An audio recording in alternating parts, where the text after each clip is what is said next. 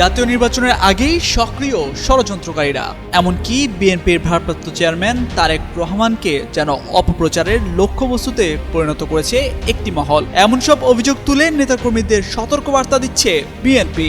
গভীর ষড়যন্ত্রের শঙ্কা সামনে রেখেই ধৈর্য ও সতর্কতার সাথে পরিস্থিতি মোকাবেলার নির্দেশনা দলের হাইকমান্ডের। নেতাদের মতে স্বল্প সময়ের নোটিশে সোম ও মঙ্গলবার ঢাকাসহ সারা দেশের ষড়যন্ত্রের বিরুদ্ধে বিক্ষোভ করে দলের নেতাকর্মী ও সমর্থকরা। এর মধ্য দিয়ে দলের নেতাকর্মীদের মধ্যে ঐক্য আরও সুদৃঢ় হয়েছে।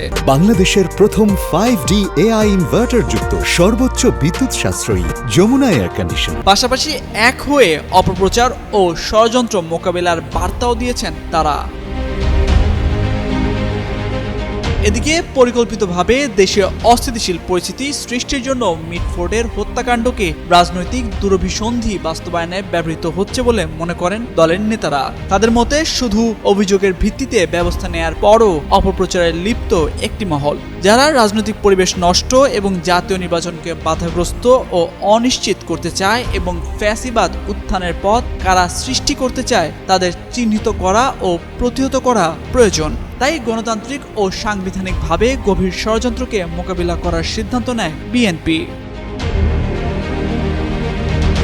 এ বিষয়ে দলের মহাসচিব মির্জা ফখরুল ইসলাম আলমগীর বলেন, গণতন্ত্রের প্রশ্নে কোনো আপোষ নেই, তবে চক্রান্তকারীরা বাংলাদেশকে আবারও অস্থিতিশীল করার চেষ্টা করছে। তারা ভেবেছিল কথাগুলো বললে এবং স্লোগান দিলে বিএনপি মনে হয় ঘরের মধ্যে ঢুকে যাবে। বিএনপি সেই দল যারা বারবার সব চ্যালেঞ্জ মোকাবিলা করে ঘুরে দাঁড়িয়েছে বলে জানান তিনি।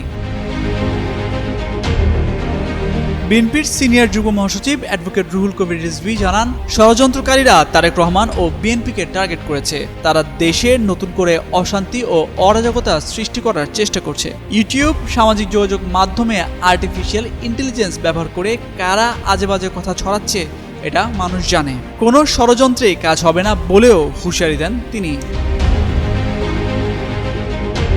বিএনপির মিডিয়া সেলের আহ্বায়ক অধ্যাপক মওদুদ হোসেন আলমগীর পাভেল জানান যে তারুণ্য ফ্যাসিবাদের পতনের জন্য বিএনপির সাথে অগ্রসর ছিল, আবারও তাদের সাথে এক হয়ে দেশের স্বাধীনতা ও সার্বভৌমত্ব রক্ষা করতে হবে। ঐক্যবদ্ধ বাংলাদেশের ষড়যন্ত্রকারীদের কোনো অপচেষ্টাই লক্ষ্য অর্জনের পথে বাধা হতে পারে না বলেও মন্তব্য করেন তিনি।